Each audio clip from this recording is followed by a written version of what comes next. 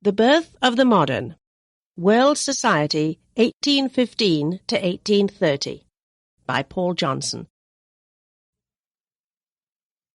This work is dedicated to my beloved wife Marigold, who restrains excesses, corrects errors, and always encourages and inspires.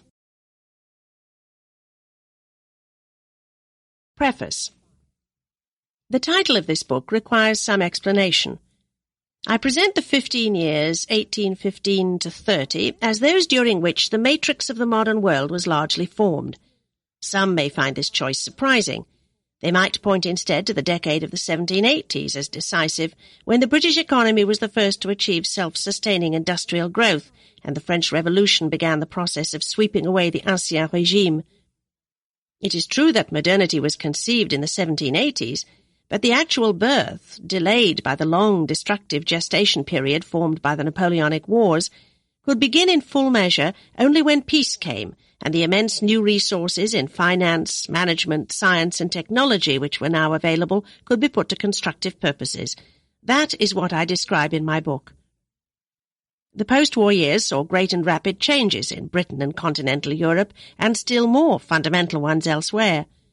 The United States transformed itself from a struggling ex-colony into a formidable nation, growing fast in territory and population and embracing democratic politics.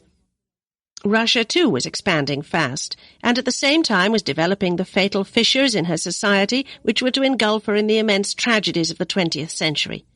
In China and Japan also the seeds of future catastrophes were being sown. Latin America came into independent and troubled existence, and the first stirring of modernity were felt in Turkey and Egypt, Southeast Asia, the Middle East, and the Balkans.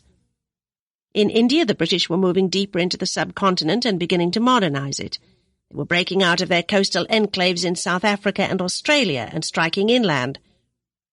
All over the world, the last wildernesses in the Pampas and the steppes, in the Mississippi Valley and Canada, in the Himalayas and the Andes, were being penetrated or settled by the advanced societies, and their peoples were being subdued, in some cases annihilated. Never before or since had so much cheap land become available, and the hungry peoples of Europe were moving overseas in vast numbers to possess it.